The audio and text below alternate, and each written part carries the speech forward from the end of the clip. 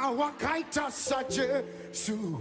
Hakuna wakaita saje.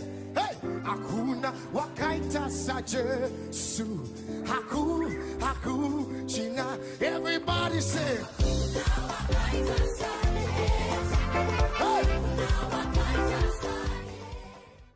Celebrate with them today so that they know that they are part and parcel of our national plan to increase equity and to ensure that our girls have the opportunity to be whatever they can be. So we ask you to join us today as we inspire them to become the next leaders. Happy International Women's Day to everybody. Let's say Happy International Women's Day. Happy International Women's Day. Thank you. The Academy, including Mrs. Siaka Clark and the rest of the personnel from the Vice President's office. And we also welcome the press, members of the media.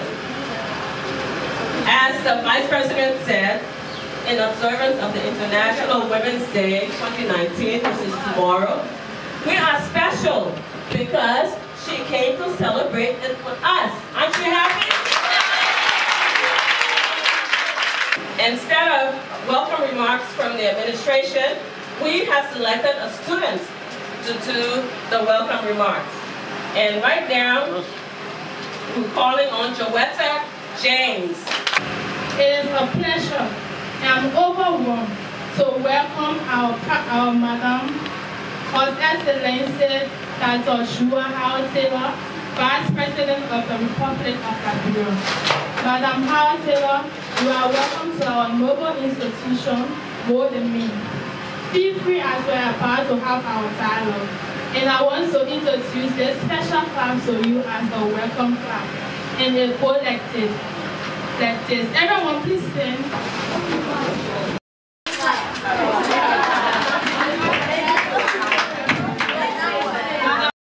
Tomorrow is celebrated as an International Women's Day. My monologue is about protection against violence, abuse, and harassment of women and girls. My monologue is entitled The Little Girl Next Door. I was caring for 9 months.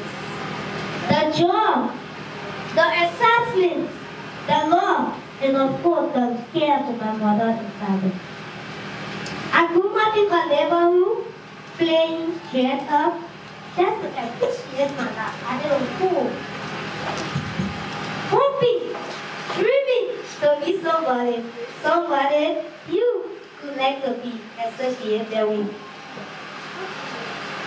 It is sad that he sees me as a little girl next to who he can fool, manipulate, and abuse.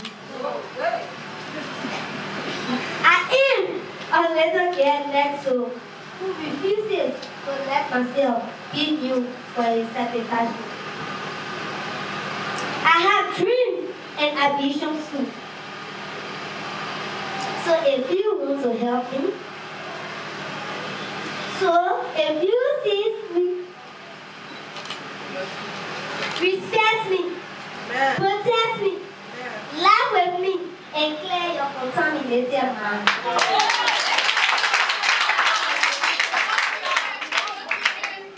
If you cannot help me, don't ask my name. I'd rather just be called the little girl.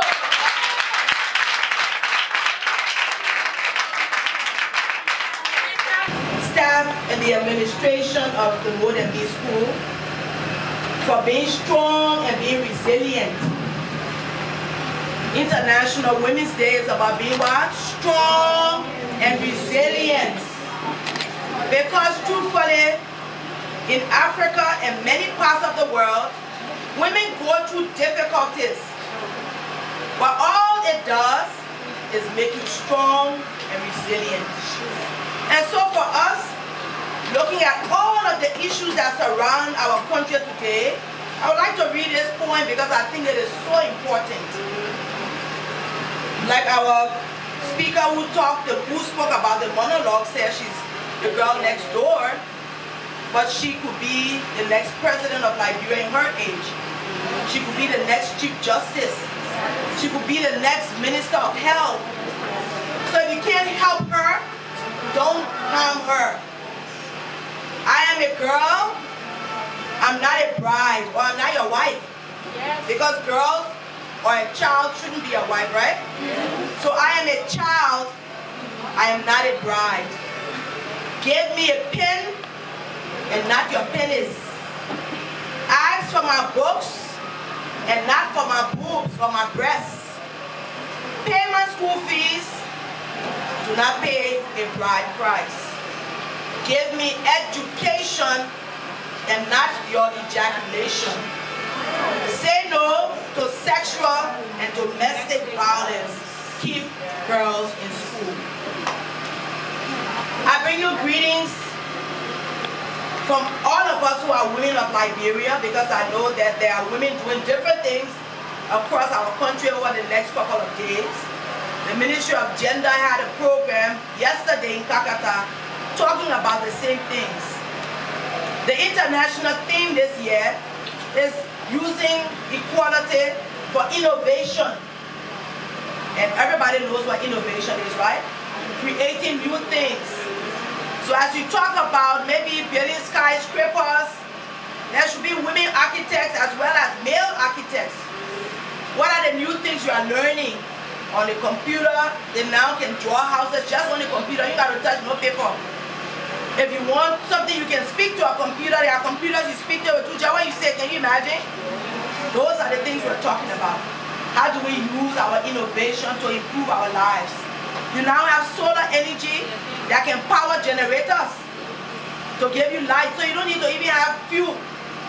There are solar power generators. You just put a solar panel outside, and we have plenty of sun that can give electricity to a home or to a school or to a science lab. And so on this very, very, very special International Women's Day, I brought each of you 3 things. The first one is my message. And I will start with me. I was a little girl next door, living right in Kongatan, near the Nigerian embassy. I was living in a zinc house. How many of you have zinc houses that you live in? So I lived in a zinc house until I graduated from the university. Yes. I remember my graduation day from the university. We had a party and I invited my friends. And so I grew up in a zinc house. I hope those of you who live in zinc houses do not see it as there's something wrong, because there's nothing wrong with you. People are born in certain circumstances, that's all. What you do with the opportunity now is left with you. Growing up in that zinc house, my father said to me, education is a light. And you know, as a little child,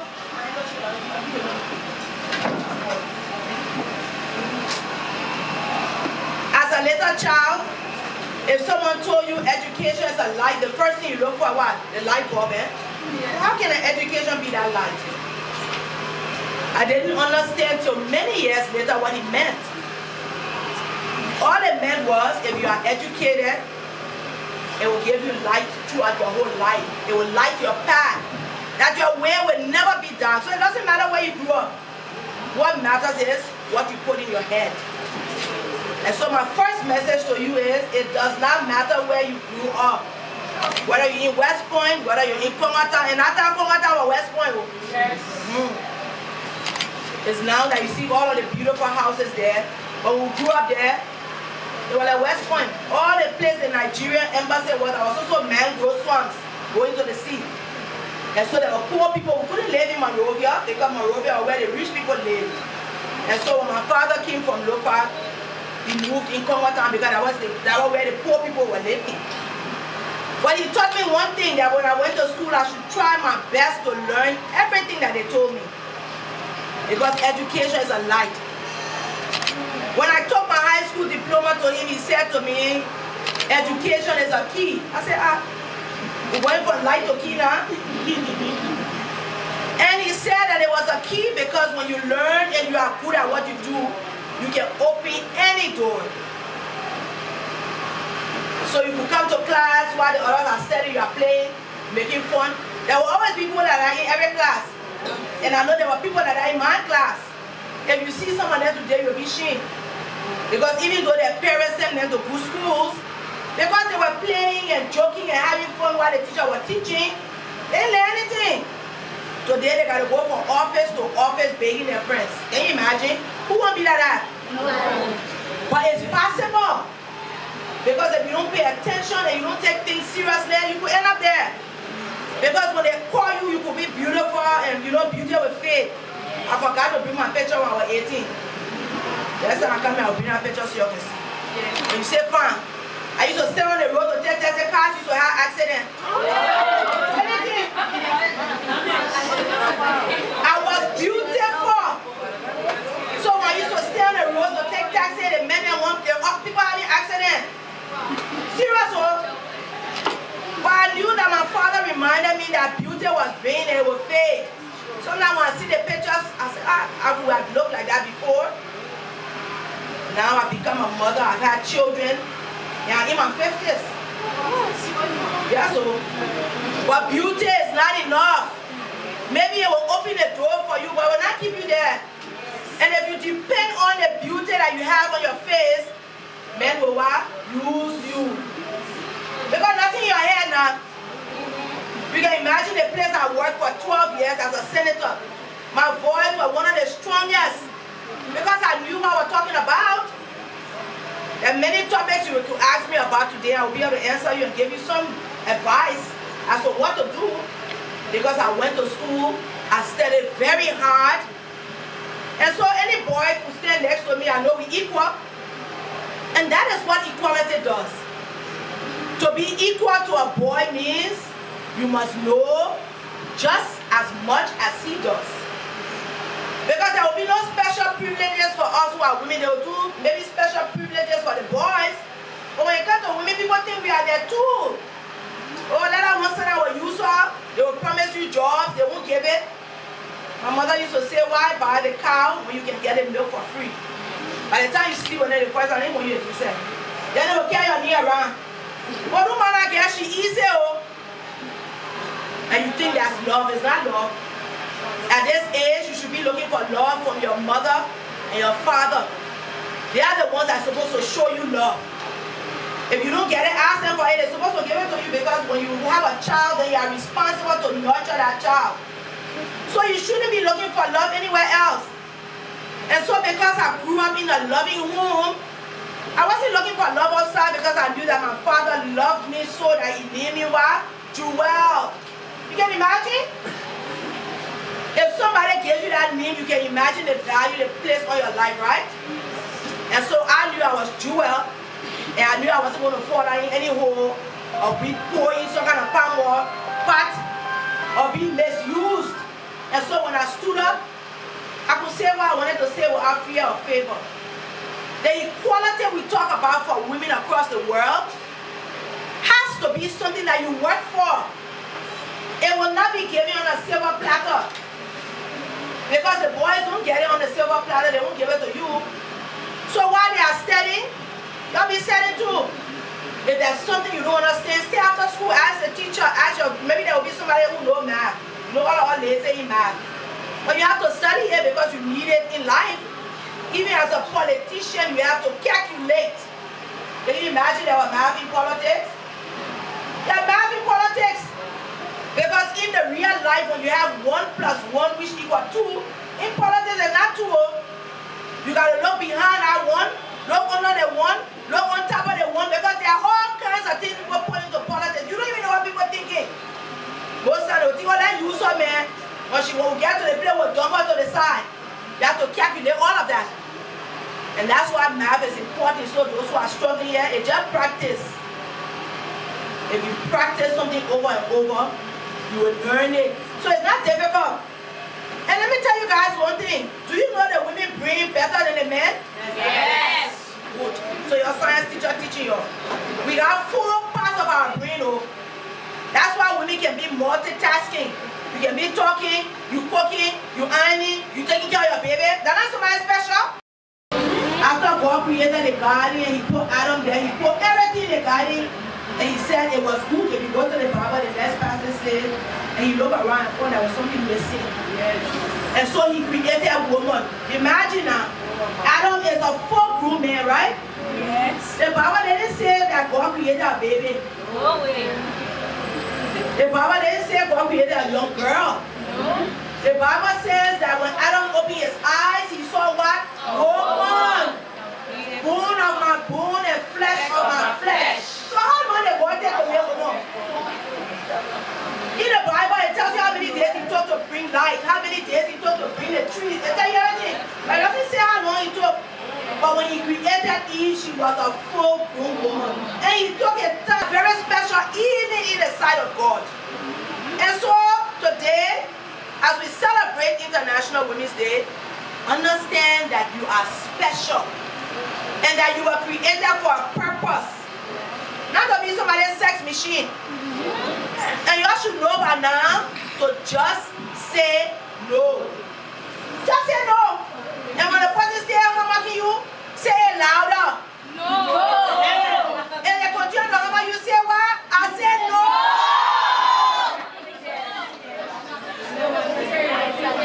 Because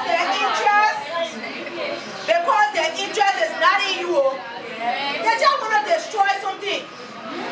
And if somebody is raped, or if a child is abused, there's something that happens to you. When you see others, you start to think, am I good enough? No. So there's something that happens to you in your mind. So those who have not been in that situation, I can't want to let somebody put you there, because if you get there, it will carry you throughout the rest of your life. And you will become broken. Then we have to talk about counseling. We have to talk about all kinds of other things that will help you come back to yourself. But that thing will always stay in the back of your mind. It is good that today you have people like me and women in the communities who continue to talk to girls. Because sometimes you got a question, you don't understand it. And there's nobody there to talk to. If you got a question you need, you just send for me, okay? Yeah. Because one time, we also talk about many issues. It can't just be about today. A few months ago, the whole country was in an uproar. More than me, more than me, more than me. Close the school, move the children, carry them. I was like, all you guys do, I hope the school will remain open. Because if this school ever closes, you can imagine the responsibility of the parents and the temperament of the lives of the young girls who are here. Here they have a safe space. Here they are able to learn. Here they are able to interact with one another. And it doesn't matter when you come to school or where you come from, nobody cares. If there are issues, we should handle it. If there's any issue here about abuse or anything, just let somebody call me. I'll come, we'll talk about it. But it's important that people learn to say no. Yes. As I close my presentation today, I want to ask each of you to just close your eyes for a moment. Where would you want to be? How would you want your life to be? What kind of situation would you hope Liberia is in?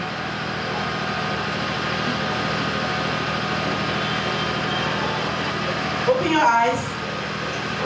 If I can imagine when I was a child your age, by the time I was in the 7th grade, I knew what I wanted to be.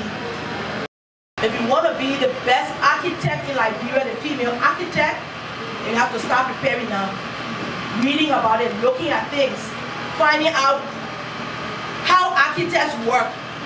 And then you start to dream about new plans. Even we got a very bad fault. We get tired with things easily. And so all of the buildings that are around, when you see the one that posts, oh, it's so beautiful, it's because why? It has never been seen anywhere else. So you have to dream about some building that will be beyond even what we got in Dubai. So when you dream, you must prepare. And preparation takes time.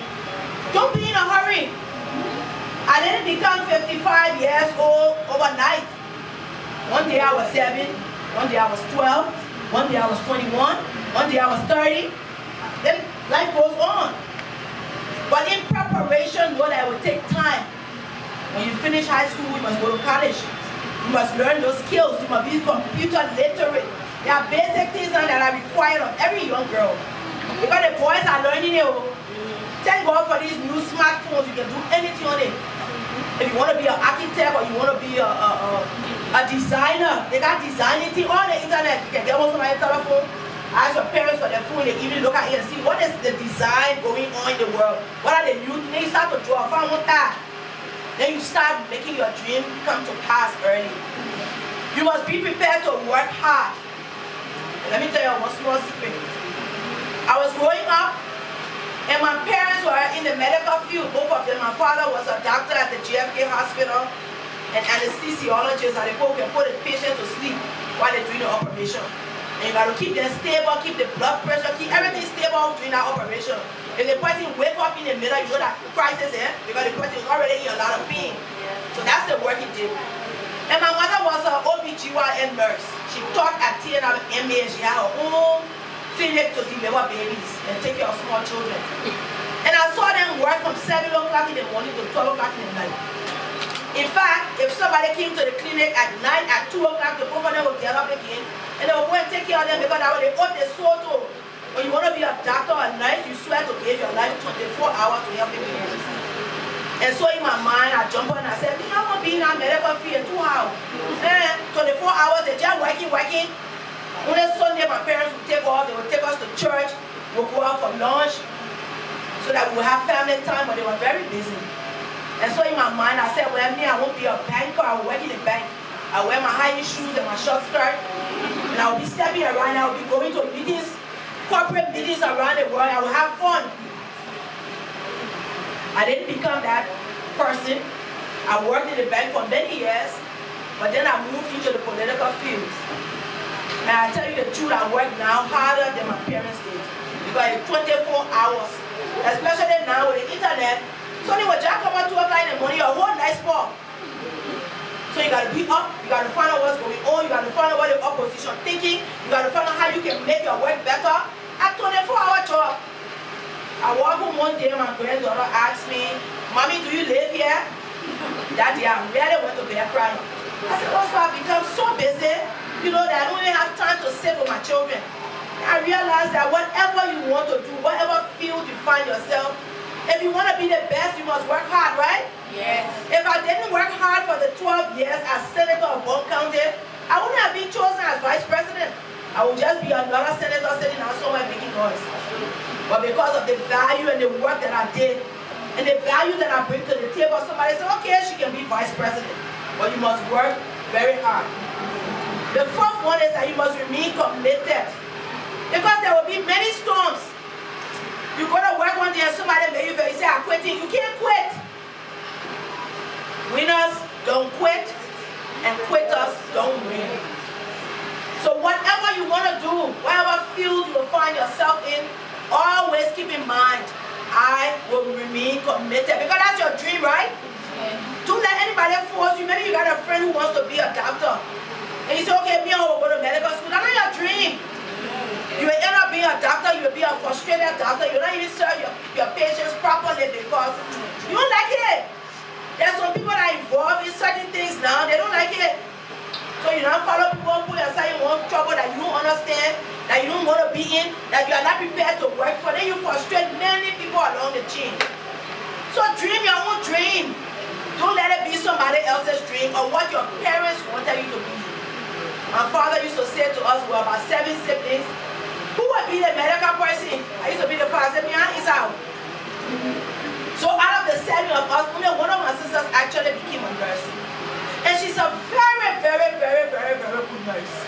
I used to laugh at her at first. I said, you go follow the people and work 24 hours. Now she will call me and say, you don't want working 24 hours. These are clinical people where I'm sleeping.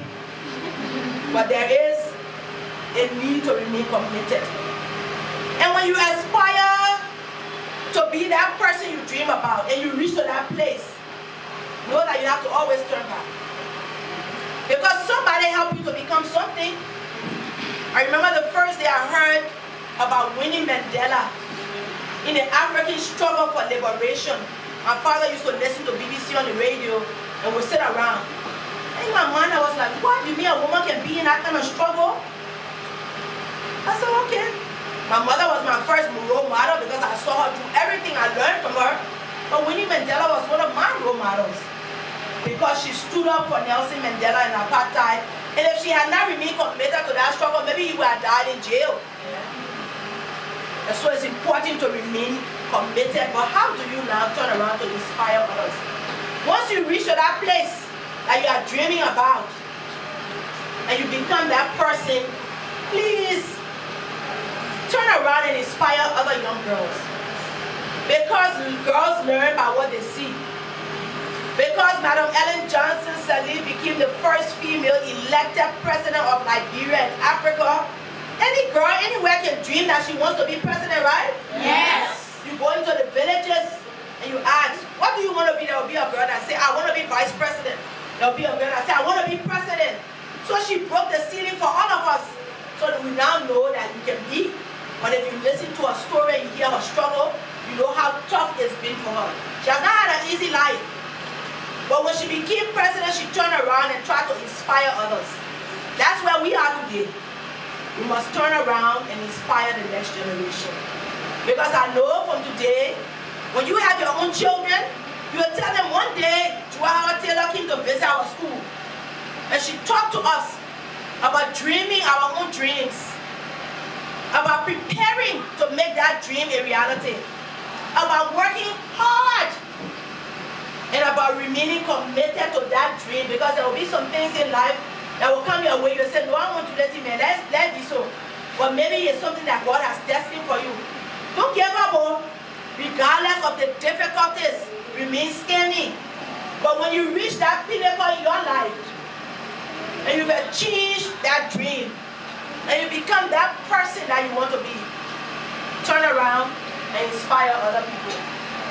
So this afternoon, it is definitely my privilege and my honor to have an opportunity to come and not just speak with you. We'll take a few questions. Maybe there's something you want to talk about today for your hearing, so that we can begin to see where we are and where we are going. I also brought some gifts, and I will divide them for you. We'll take some pictures before I go. I brought health kits. There's copy books, there's pens, there's pencils, deodorant, soap, and you know, some more things. Yeah.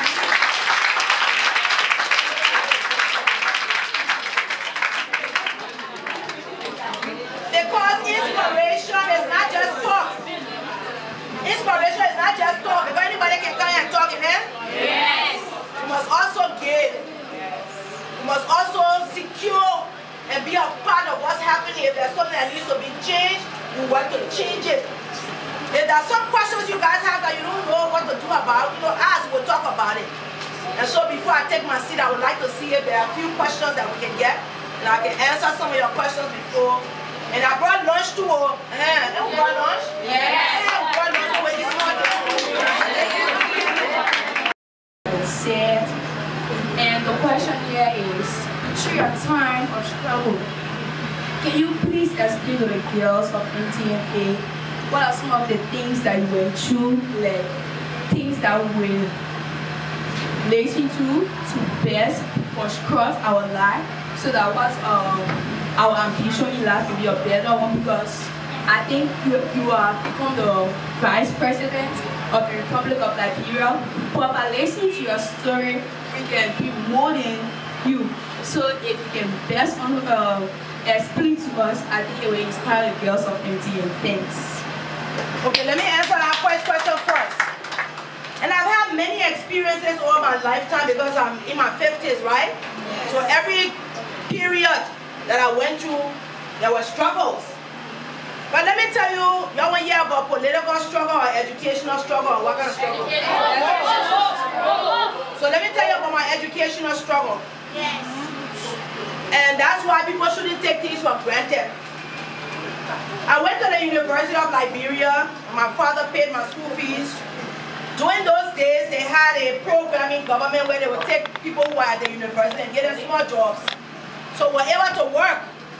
So we weren't just left by ourselves. And the first year at the University of Liberia, I realized that it wasn't high school. The teacher would not take roll. When you go to class, you don't go to class at your business. Once you go to college, now you're on your own. But when you go to school at the end of the semester, you know when the teacher says you didn't come to school. So I decided I would begin. I'm 17, I'm in college. They had one course that was mandatory. ROTC. And I thought, well, why are they ROTC in CWA? Why are coming to ROTC again for? How do you know ROTC, man? And so I ignored that course. So can you imagine? A requirement to graduate. I left that requirement. I was passing around, doing economics, and all kind of things I was doing. I forgot about the course completely. Time for graduation, they said we should fill our papers and check all of our subjects. So I went to my guardian, we went through everything. Then he said, what happened today? ROTC. I said, oh, I didn't know it was necessary. I thought I could do something else. He told me, well, Madam Ms. Howard, you are not graduating for something simple as what ROTC. And I was once a week to go on the basketball court and do exercises and all. And I thought it was not important. By making that singular mistake. When I sat before that man, he told me, but you look at the semester, stay on. If you do that course, you're not graduating. Because in those days, they will tell you one semester before graduation, check all your documents. I was sitting there thinking, how will I tell my party or a story? How can you say you went to school and you didn't follow the rules? And that was the issue, right? Failure to follow the rules. I thought I could bend the rules. I thought they were not important, man. Let me leave it on the side. Only to come to the point where you reach to your bus stop. And so the advisor told me, I know you manage to. Mind you, the ROTC teacher that had passed by for 4 years, when I see, oh, Miss Howard, you're not coming. I said, I need that thing. What are you looking me for? I want to ROTC. I want to be PE teacher. The only thing blessed me was that I had one semester left. I had to go and beg that teacher to put me on and to go to that ROTC. Can you imagine? My friends then doing the serial course. By that time, I was 17, 18, 19, 20 years old now. I only coach here doing ROTC. The teacher almost didn't register me. He said, only thing you are a very good student. But why didn't you do ROTC? And I said to him, I thought it was not important. And so that message is that everything is important.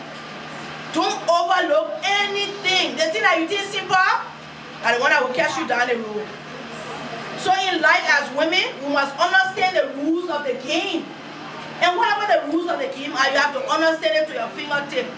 I would have gone to the last semester and not being able to graduate, and my father was waiting for me to graduate. His jewel is about to finish college with a Bachelor of Science in Economics. I didn't go to social science or some of the other things that people find easy. And when I talk about it, so now people can get upset that we're supposed to have social scientists, but you have to add another degree. Because you need it as a second degree, not a first, in our dispensation. Because how many social scientists you see they're looking for jobs for? But it's a skill that you need.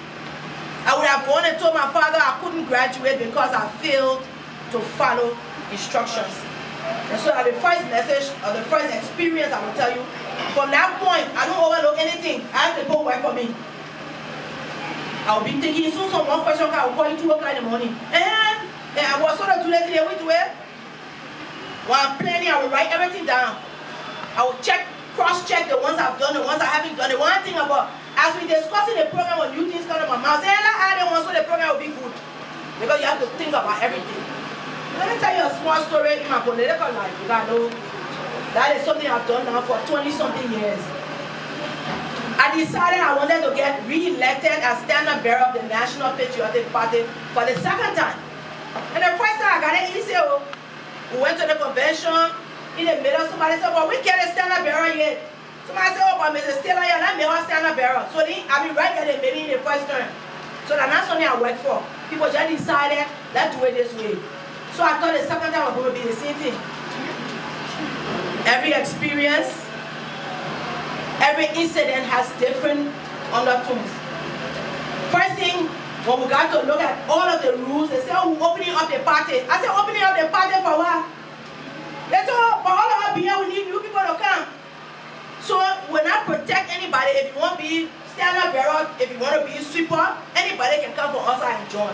I said, so how about us who been working here all the years? They say, matter looking for new people. What? When I look, 2 gentlemen jump into the race.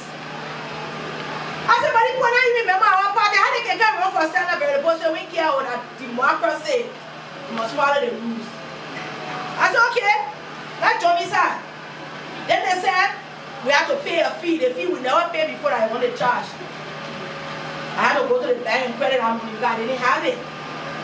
I was the first to pay my fees. So after paying my fees, I kept asking, what about finish paying? Then somebody said, oh, somebody pays small here. I said, so if I had done it, what are you going to do? I said, we're not going to put your name on our list. So you can know that immediately there was already a plan by some people in my party to move me from there. Because why you will keep changing the rules? That's why I learned that while you are in a situation, the rules will change. And so I said, okay, we'll follow the rules. Let's go ahead. One of the people never paid even 1 cent. Can you imagine? But the name went out, they put our name on the ballot.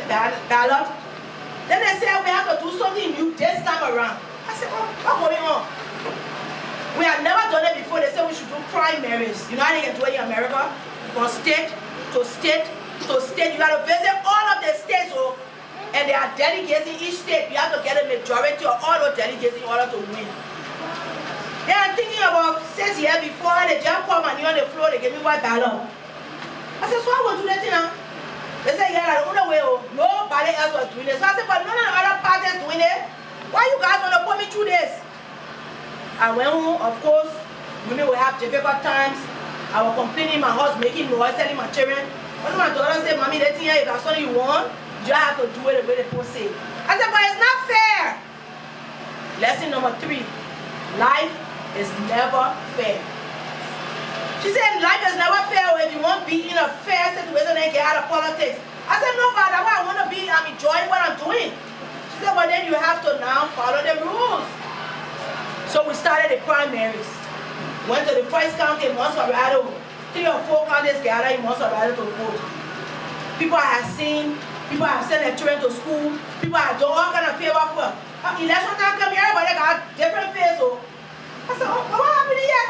I thought they were one of my friends. I'm friendship business now. You got to love it also. I said, oh. So that thing what I did 5 years ago for you, she said, like, you want to know, you want to 4 years, we know what you're saying. New rules. Women always will face issues where they will create new rules. Because they want to take us out of the process. So if you get vexed, you say, I mean, that day I go, I just got in and I said, I tell you what anything I go in. I will never be standing here then. Yes. And it was hurtful. I mean, I was crying many days. Then I made up my mind. I said, well, this is just another battle. In life, you always have battles. You must be strong. So I went through the process, lobbying with people. I went to places that I couldn't imagine. I visited counties. I did all kind of things. Last place, Nima County. The entire Southeast is coming to Nima to vote. We get there, the people who I thought were on my side started campaigning against me. I said, so what is this again? My own friend, my own family members of mine, that woman goes to them and she didn't party for her. In fact, said they party not for her. But did I say the party was for me? All I said was, I want to be stand-up bearer for my party for the second time. I wish, right? It was my dream. I said, because my work hasn't finished yet. We stay, upside down. Our party scattered. Party says up and down. Most people finish going to other parties. Let bring people back. They said they want you to have to sweat to get it. So I saw one of my daughters campaigning against me. That day, I will not tell you a lie. I really cried. Because I was heartbroken. Because in love, you will assume that some people on your side. Only to get to a situation where you need their help and they turn their back. That's life. What do? Deal with the dynamics and continue to go on. Fortunately, there were a team of good people who were on our side campaigning and lobbying with the people and explaining to them also as I was doing why I should be stand-up bearer for the second time. The Nima election that should have taken place at 10 o'clock. 10 o'clock past. 11 o'clock past. The post say, if I want cooking, say, because we having no election here today, I'll go home. And if I had not won that particular place, I would not have become standard bearer because the new rule said win 2/3 of the vote in every primary.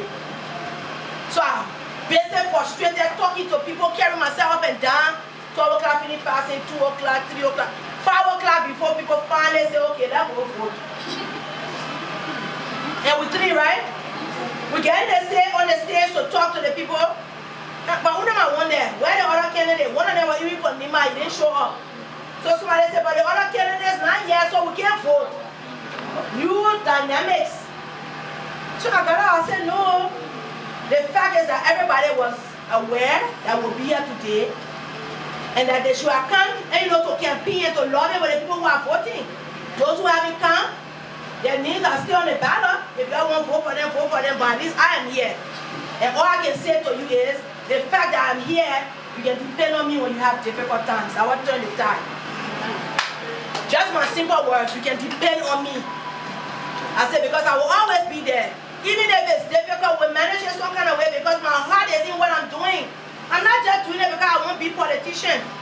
There are things that I know we must do together. So my speech convinced the people who did not want to vote for me to give me their vote.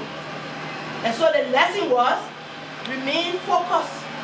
Remain committed to what you want to do in spite of the difficulties, because you will have it at every level of your life. When you go from one level to the other one, you will find there will be difficult times.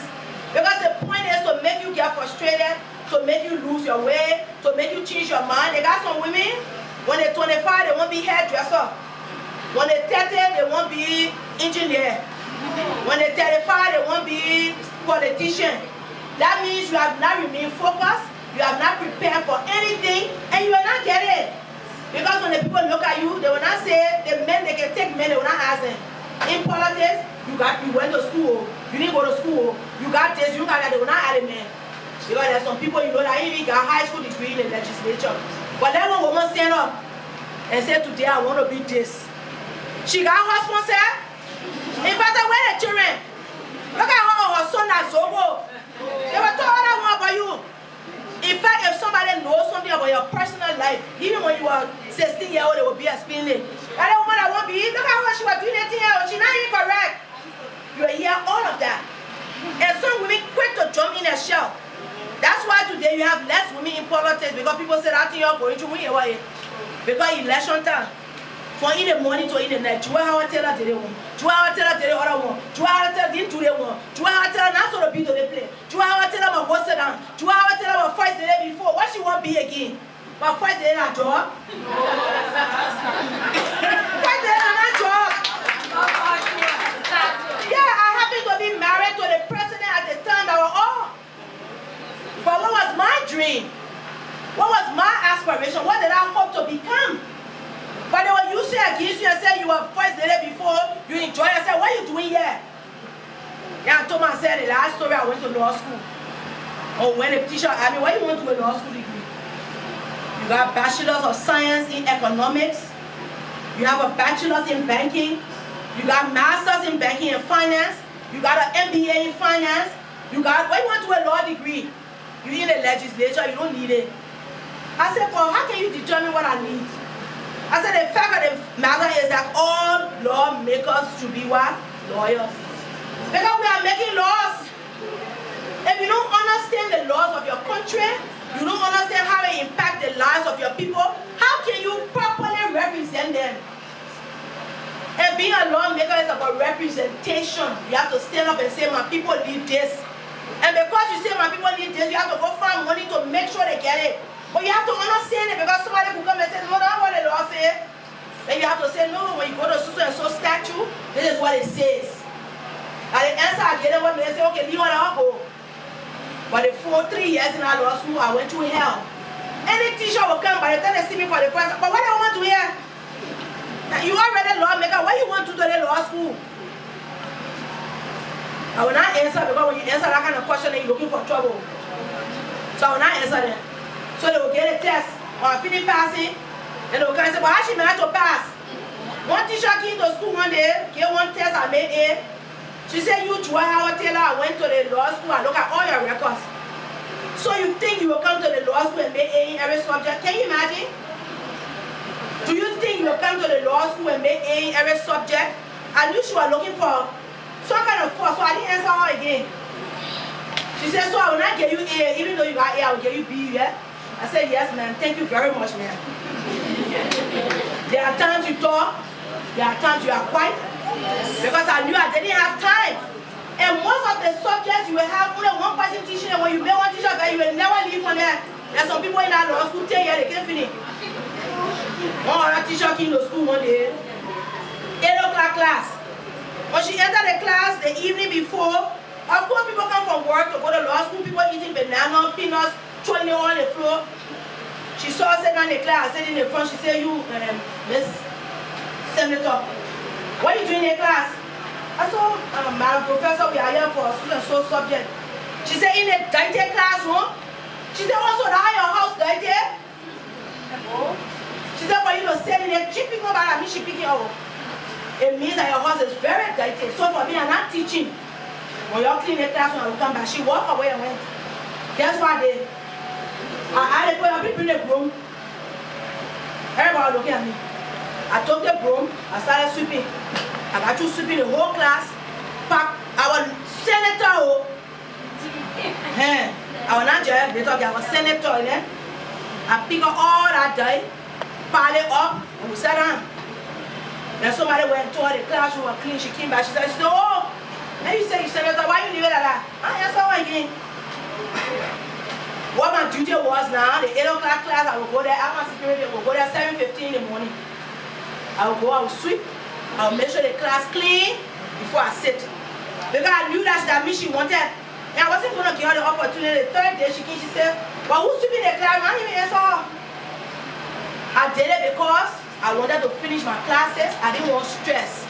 I could have been proud, at the last lesson. Wherever you are, be humble. Don't take anything too big for yourself to do. Because when you are humble, God will open unusual doors for you. Yes. Because I was humble at the law school, I studied all of my lessons. The teacher will come to the class, you will ask you, please answer the question. By the time the question says, oh, the subject today is about Mary and Jane, hold on right there, I'll tell her what you said. I was picked on, I was harassed, and so I stood up. And I was studying till 4 o'clock in the morning because I know when I go to school, I mean they would ask. So I had to read everything, because I know who would ask me. Still in that, I remain humble. Because I wanted that law degree. Because I knew that it would make me a better person. And that when I stood up on the Senate floor to speak, I would be speaking from a position of knowledge and understanding. And so my father talked about education of being a light and a key. That is what I have used over my lifetime. But in all of it, you must be humble. You must be prepared to learn lessons from every situation you are in. And God will give you your heart's desires in Jesus' name. Amen.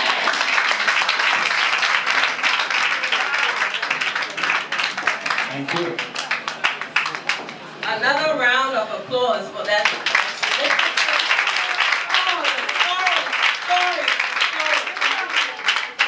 Madam Vice President, on behalf of the More Than Me organization, on behalf of the school administration here at More Than Me Academy, our fantastic teaching staff, our wonderful support staff, and of course, the light for all of us, our students, who we're so proud of every day.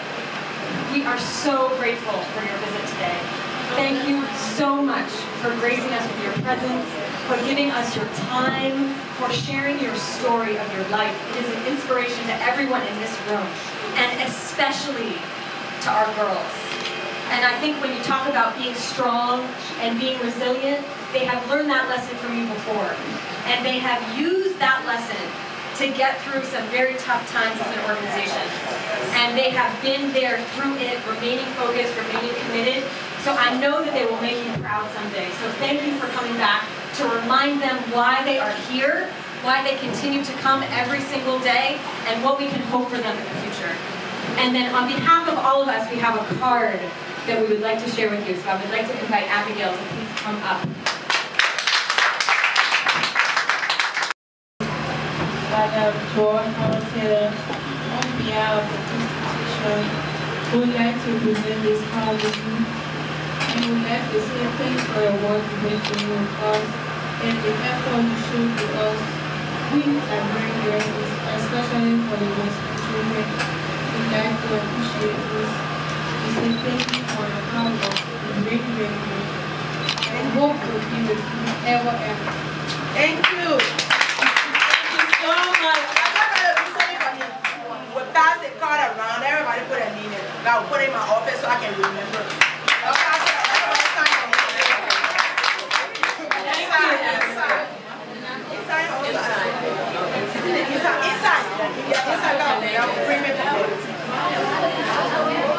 Okay, while the girls are signing, but I would ask you to take a brief pause on that, Abigail, just a minute, because we're going to now bring the program to a close, and we'll call on none other than Reverend Olga. In Jesus' name. Amen. Let us pray. Father, we want to say thank you for such an education.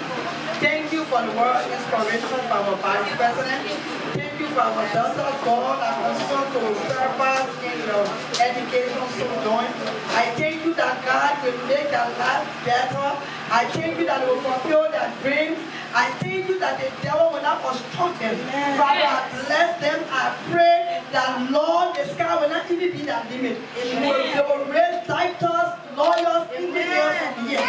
Lord, they will replace us when we are gone. I thank you and I bless you for the faculties. I thank you for the impartation upon the little ones, God. Thank you for everything. Thank you for our coming here as well, God. We are not living from your presence. Let the Holy Spirit dwell in our midst continually in Jesus' name. Thank you, everyone. And this has officially closed our program with our magnificent Vice President. More hands. More hands. Thank you. I forgot something important. And there's enough for everyone, so no need to struggle. I brought a care bag, and I want to say thank you to the Christian Aid Ministries. It's a small organization of Christians around the world that put together packages for children. And they provided us with the package, and we added some of our own little goodies inside. But let me open one of it and let people see what's in it.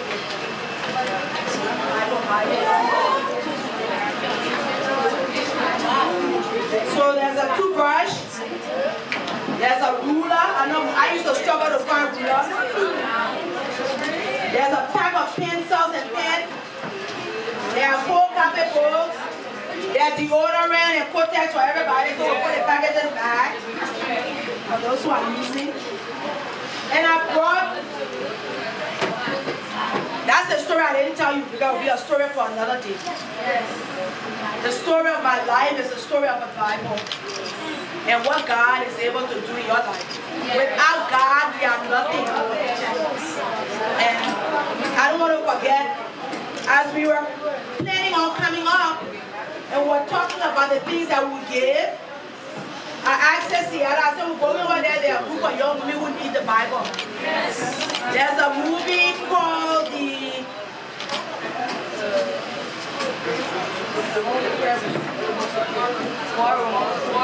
Y'all saw the movie? Yes. Yeah, so you know what I'm talking about. Yes. You see how prayers can change things? Yes. I want you guys to begin now, because it is very important. When you pray, God actually hears you and He answers you. He's the only one that can take you from in house to so if you want that to happen in your life, I brought each of you a Bible. I didn't have time to sign it, but I want you to make it a part of your daily life. When you get up in the morning, just find one chapter. Every day read one chapter, every day read one chapter. You will find out that the lessons in this Bible, we can't even teach it. Only the Word of God can make it a part of your life. So each of you will get a Bible and a care package. Madam Principal, I'm sorry we weren't able to do the entire school, but we do have the numbers. We'll try to see how we can find additional care packages, so at least the younger ones too can get a care package. We'll be working on that. But we wanted to at least start with this level and we'll continue the rest. So thank you so much. Let me just give the first 4 people up here. Y'all can let them one picture then we'll first 4.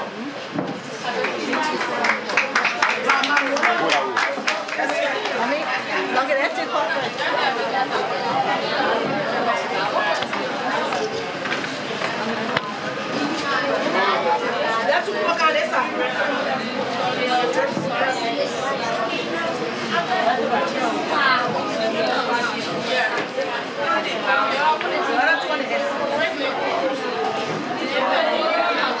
You look nice.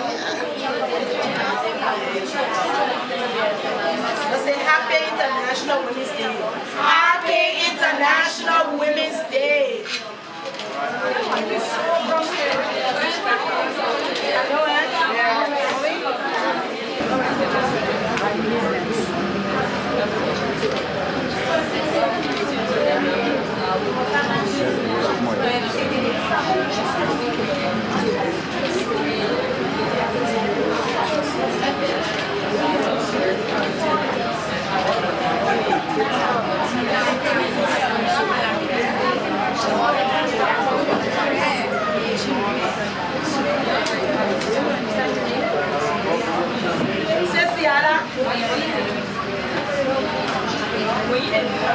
Hakuna wakaita saje su. Hakuna wakaita saje. Hey, hakuna wakaita saje su. Haku, haku, china. Everybody say.